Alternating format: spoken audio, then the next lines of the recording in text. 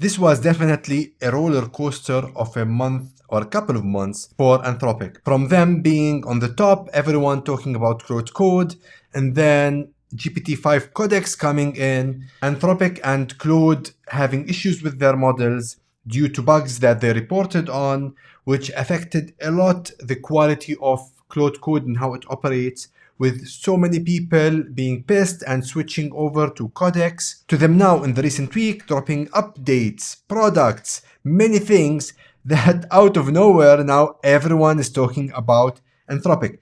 And this is nothing new, this is the way these companies now compete. But I'll have to say, one of the best comebacks and downfalls within the same month, Anthropic just pulled off. And today I will give you a quick hit video on the amazing things we've got from Claude or Anthropic, and I'm gonna test the main ones of them. Quick tests just for you to get the feel, because not everything probably is accessible to everyone. And by the end of it, you'll really know what they've delivered. And also you'll have a taste of some of these features that I test on the video today. So hey, hope you enjoy the episode. Do not forget to hit that subscribe button to support the channel. If you like the video also, hit that like button, share the video with others. And with this and without any further ado, let's get started. Subscribe to Daddy's channel. The mic. Now, the first thing that they dropped, it was very early in September. I still put it because I think it's a significant step forward for Claude and its usability for business for so many people, which is Claude's ability to edit and create files. This is an experimental feature that deals with Excel worksheets, documents, and PowerPoint decks, and PDFs. All of that you can edit and create within Claude AI itself. So within the chat interface, it can do that for you. And the best use, in my opinion, is the use in PDFs and in Excel sheets. And you can read this whole thing yourself. I'm gonna put the links in the description for everything I show you. But this is something where you can drop a PDF and get a chart in Excel if you want to do that. You can as well send Claude your data and ask it to build spreadsheets, charts, even budgets, whatever you need. You can ask Claude to do it for you and get it in an Excel format that you can fine tune later on. And lastly, you can use this as a cross format work. So give it a PowerPoint, ask it to give you more details in a PDF or vice versa. So you can give it one format and get the same information, maybe expanded upon in a different format altogether. So to do this, actually Claude Code gets access to a private computer where it runs the code and the environments necessary to actually get you what you're looking for. And with this, they say here that this will transform Claude from an advisor into an active collaborator. Now here in the bottom, they actually show you how to activate these features. Let's actually go to Claude itself. And if you go to settings, you go to chat features and you drop to the bottom, you will find the experimental section here that you can go here and activate the analysis tool. If this is what you want, this has been active for some time now. But if you want to edit and create files, as we've just covered, you need to activate this one. And remember here, when you use this feature, you are actually giving the Claude's private computer that they've mentioned in the article or the blog access to your files. So if those files have sensitive information, you will have to be very careful before you decide to use this feature, at least for now, because they're not committing on the security 100%. The second major update is that they dropped Sonnet 4.5, especially after their struggle with the performance of their models through Claude Code particularly, and they had to drop something, and they dropped Sonnet 4.5. For the most part, what I've seen experts in the world of coding or vibe coding talk positively about this model, super positively. Now they have big claims behind it, and I see lots of people actually agreeing with those claims. And probably every feature that I test for you today by the end of this video will be based on Sonnet 4.5, so you can see it in action as a model and you decide for yourself, is it as good as they claim or not? Now this blog is packed with updates related to the model and beyond the model. But fundamentally, you can see here, they're saying that Sonnet 4.5 is the best coding model in the world. It's the strongest model for building complex agent. It's the best model at using computers, and it shows substantial gains in reasoning and math. So all in all, they're giving huge claims for this model. What Sonnet 4.5 made possible is so many changes they did to their tools. First of all, we got the updated Claude Code, which I will show you today, Claude Code 2.0, which within Claude Code now, they added the checkpoint feature. Also, for Claude Code, they've added a native VS Code extension. So for me, I like using the Claude Code CLI. I prefer it actually. But now for people who don't like to work through the CLI and they want something closer to the cursor experience, where they actually have a panel on the right that they can chat with, decide on the model, decide on the thinking effort, whatever feature is there. Now they have added a native VS Code extension, which we will also take a look at today. Also, and this is a big one in my opinion, and this is super exciting for me, they've added context editing feature and the memory tool.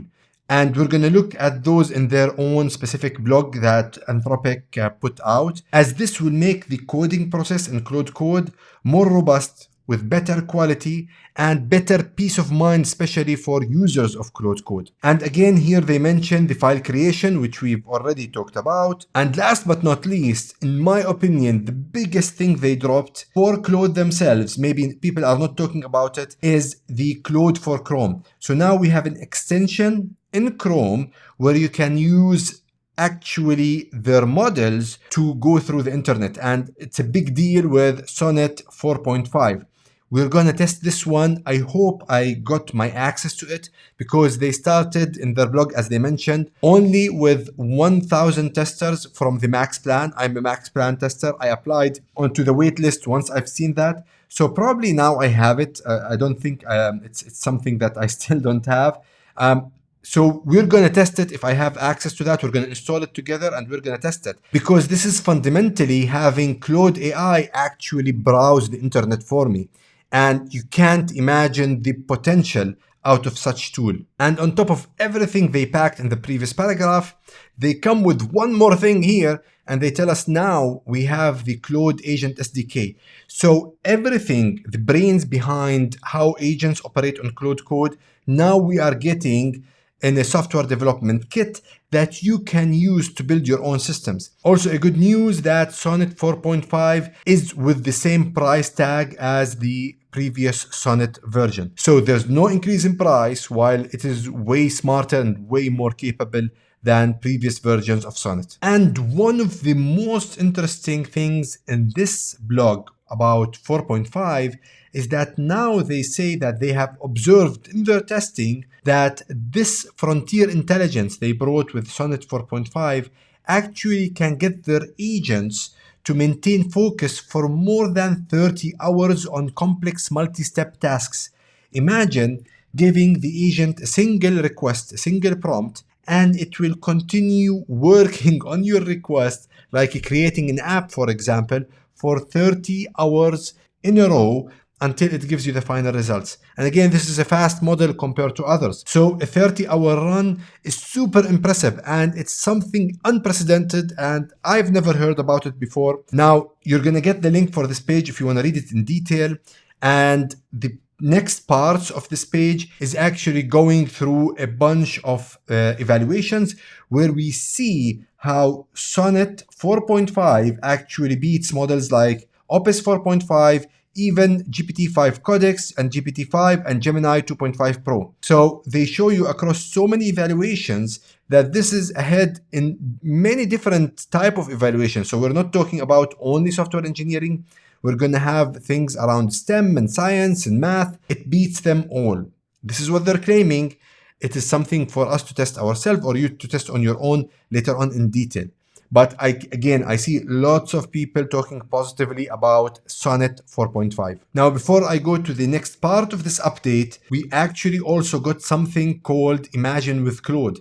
And this is like an environment. You can use it through the desktop app or the UI interface on the browser, where you can create a simple, to a certain extent, application with a single prompt in a really interesting UI that they created. And I think this is something just a step ahead from artifacts. I don't know really the real use case for this.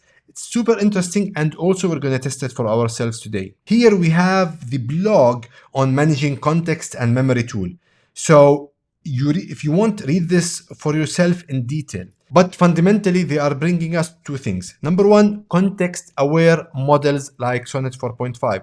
So the model is monitoring the context as it's supporting your coding requests or your requests in general within the developer environment like Claude Code. And when it reaches a point, which is already there, we've seen it in the compression function, but now I think it's better and smarter.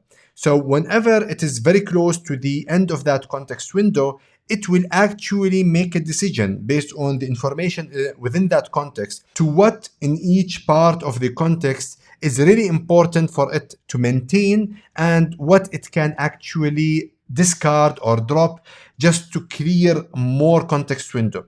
And it will do that dynamically. So as you are working, it will keep optimizing the context to what really matters for it to give you the best performance as a model. The second one is the memory tool, and you can read about it, but the way I would describe the memory tool is now the model is more agentic in how it uses your environment. This is all in your local environment when it comes to the memory tool, and create the necessary MD files for the model to always have access to that memory. So it can offload even parts of the context into that memory. Now today, the way we use it, you'll have to actually spit it out for the model that you need to create something in this MD file. And later on, you'll have to ask the model to go and check that file for information. This is beyond Claude.md or in other coding tools, agents.md. So these are files that we use to put some effort to get the agent to develop and maintain certain pieces of information. And for us, after some time, when the project becomes bigger, you need to remember what each MD file contains and what it does for the agent to remember or to recall. And you have to ask the agent to go and read into that MD file so you can continue your work. Now, my understanding to the memory tool, and maybe we'll get to test it today. I don't think so. I will test Claude Code. If we can do that, test this feature, we'll do that. It will, and here I refer to it as the agent powered by the Sonnet 4.5. It will decide on creating those MD files to my understanding, and then and later on, it will know exactly which MD files contain exactly what type of information that it needs to access if it wants to recollect some of that memory that it's created in your local environment. Again, this is the blog around the Claude for Chrome. I will not go through this. I think this is something that if we demo, you will get really the gist of it and you will get the value, and why probably this is for me is the most exciting thing that Claude dropped. And you can see this was August 26, but it took me till now, I think, to gain access. Now, the last thing, again, before we go and test, if you never used Claude Code, Claude Code is the CLI version of Anthropic that you use to actually use their agent or their models to develop applications within your environment. It's an amazing environment that recently, you can see here, they have actually upgraded to Claude Code 2.0, which we will look at today.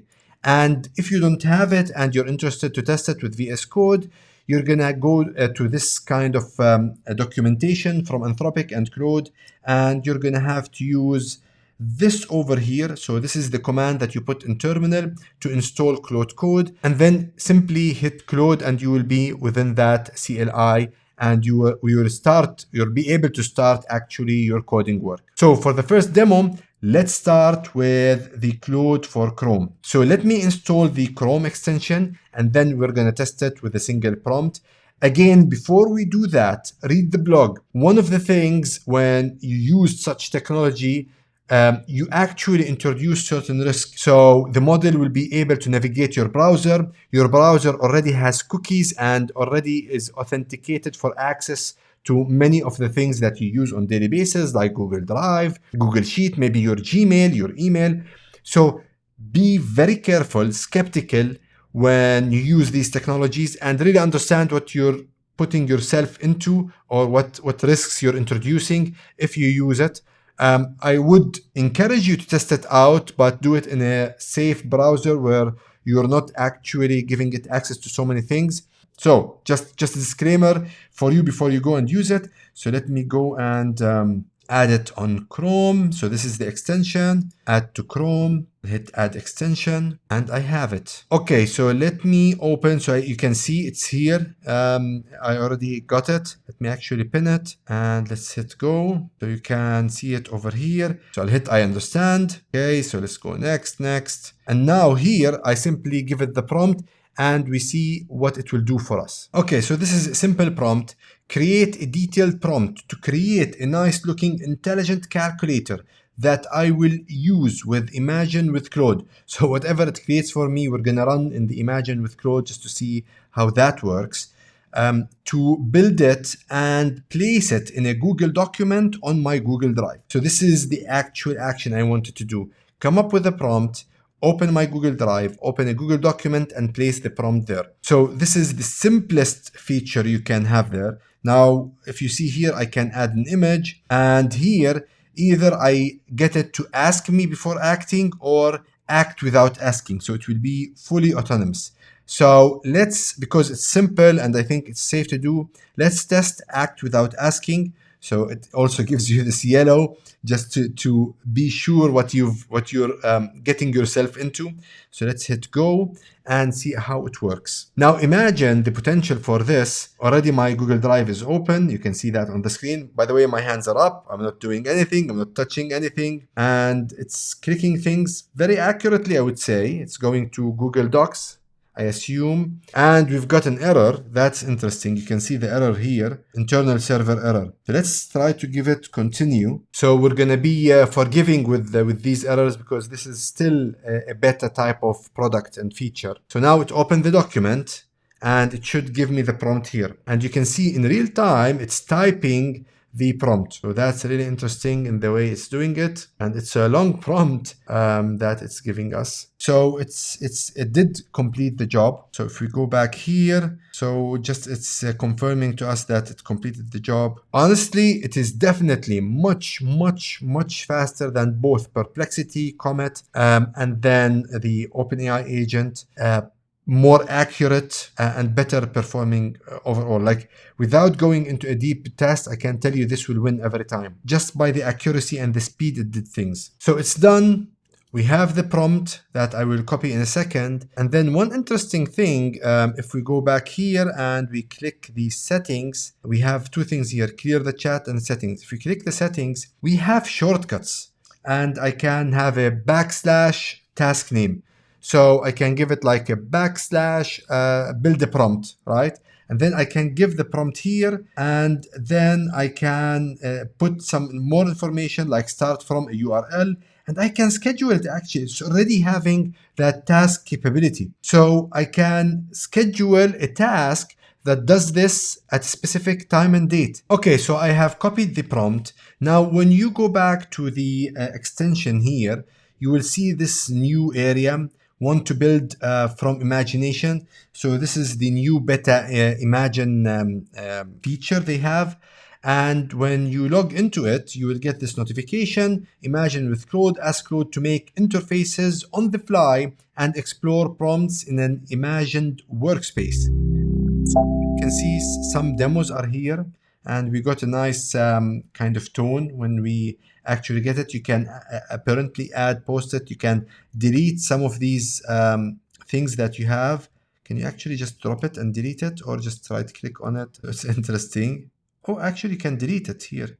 I've just, I think, asked it to delete the application, or I opened the application. I think I opened the application. So this is like a game, maybe. Let's actually save ourselves some time. And it's called Claude Retro Beach Arcade. Okay, let me actually start with something new. Let me refresh. So let me hit paste here. This is too long for this model, I think, or for this use case, but let's just see what goes with it. So I'll come back when it creates the application for me to show you how it works. As it does that, you can see it's actually building it in real time. So I'm just looking at the calculator being built without how we see artifacts, where you can switch back and forth to the code. You just see the interface being developed as we speak, and it's an interesting way. So this is, I think, it's building the whole thing, and you can see it's managing the context as we speak. If you remember, we covered that. So it seems it's doing that even within Imagine. That's interesting. And seems it's done. Let me just test. I will not test comprehensively. Let's say 20. So, okay. It's actually, okay. Every time I click something, it runs the code. So it's just something to demo quickly. So let me divide. You can see every time I click, it's actually running it in the background by 5. I'll hit equal here. So it's working on it. We get a 4. So now let's go to VS Code and see the new Claude Code and see what we can do with it. So now we are on VS Code. As you see, this is an empty folder that I created. And the way you do this is you have to install Claude Code first through the terminal on your Mac or Windows. Once you do that, within VS Code, you have to open a terminal and you simply hit Claude. Once you print Claude and hit enter, it will open up. Or you can actually use the extension. So I have the extension installed, and once you click on this logo here that you can see, it will open up. So we can close the extension panel now, go back to the files. And here you can simply talk to it, right?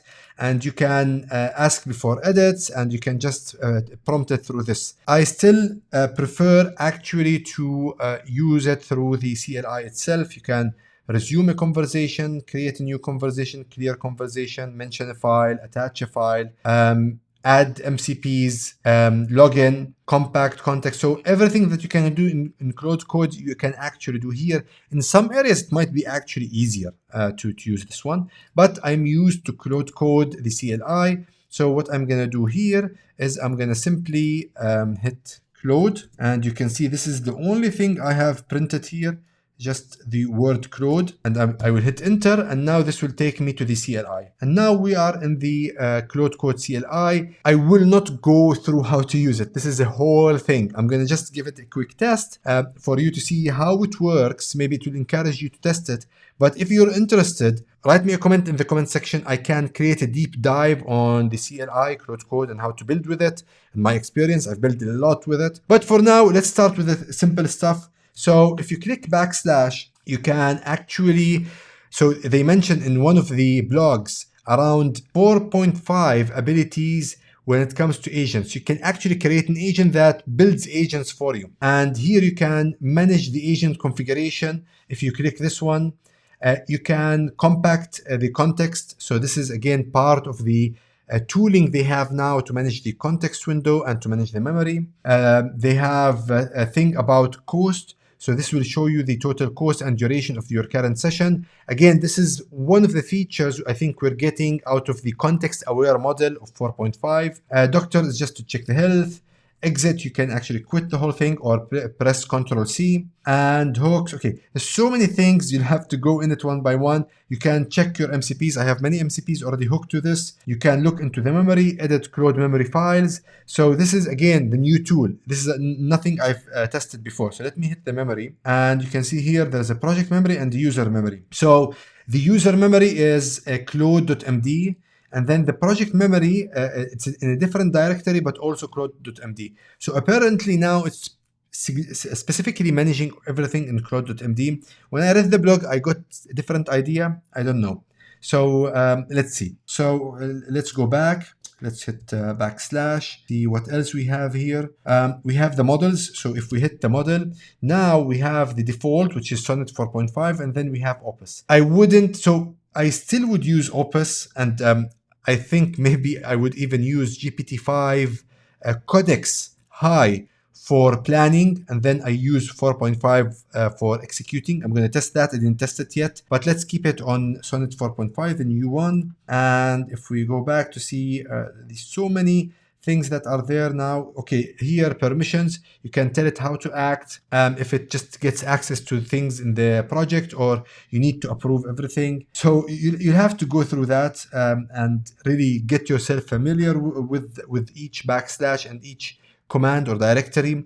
Also, you can create your own, by the way. So you're not limited by those. You can create your own backslash command. So you can if you use something, the same thing, you do it multiple times, you can give a template prompt, create that backslash, give it instruction how to use it, and every time you use that backslash, the model will follow your instructions. So let me start with a simple prompt, and pretty much this operates exactly as we use the chat in the interface. The only thing, this is part of an environment and it can build files and create applications and run them, and it has already access to the terminal. So it can work with different CLIs or directories or libraries that are available through the terminal, which makes it a super powerful feature, regardless if you're talking about Claude Code now particularly, or even things like Codex. So let me create the calculator app. Let's see the difference between Imagine and this one. I'm gonna put the same prompt and see what it comes with. I will add a single line that I wanted to run it locally for me to demo through the browser. So I've pasted the command here, and let's see, it will start now to actually build the application, and then we can run it in the browser. I will show you once that is ready. You can tell me if it's better than the Imagine one or not. This will be real time because all of the calculation will be within the environment, so it will be faster definitely than what Imagine created for us. And you can see here it's asking me for permission to create the calculator.html. I will give it the yes answer. So it will create it for me, and you can see the file is here created. And this is the result. So I've opened the actual application. This is a pure HTML file with some function within it, and it did it in around 2 minutes. Okay, so again, super fast. So clearly here I can change the theme to light and dark, which is interesting. Let's see what this does. Okay, let's see. This is there any kind of show history? Okay, interesting. So I can show history. There's a help, and there's a toggle sound. Okay, so either I can disable or enable sound. That's interesting. Okay, so let's test it. So we have 20 divided by 5 equals 4. We can see the operation here. So you have some more sophisticated ones. So let's go for the root of 16 equals, oh, I have to clear it first.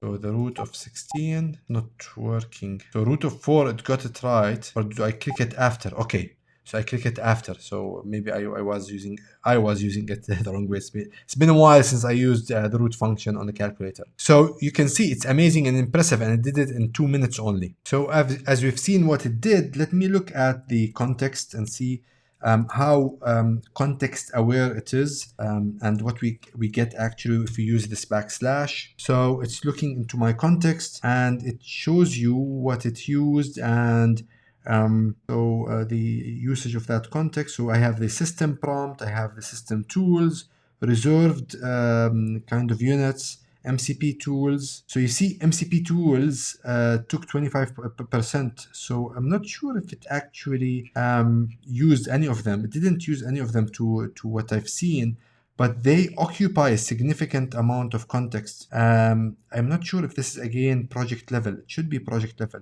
And then free space. So I only have 16% free context. That is super interesting when you actually look it up. So this was a lot. I'm pretty sure it's a long one, but I had to really unpack the amazing things that happened going up and going down, or the other way around with Anthropic and Claude, and their comeback. And I think this is a really strong comeback, and I love Claude and Anthropic, and they are a horse in the race that is challenged compared to other AI research labs in funding and how they perform. But I think there's a huge community behind Claude that they really wanted to work out, especially the developer community. I'm pretty sure many of them have kind of a thing for Claude Code and Claude models from their experience for a significant time now in developing applications with these models and with this AI lab and research lab company. So I hope you enjoyed it. If you did, support my channel by hitting that subscribe button. Write me a comment. Tell me if you have any feedback on the content or anything that I've covered through this episode, and share it with others. If you think someone is as helpless as you when it comes to AI, who would spend and binge watch such a video for a long time, share that video to them.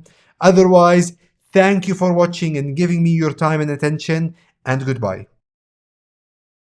Subscribe to Daddy's channel. Give me the mic.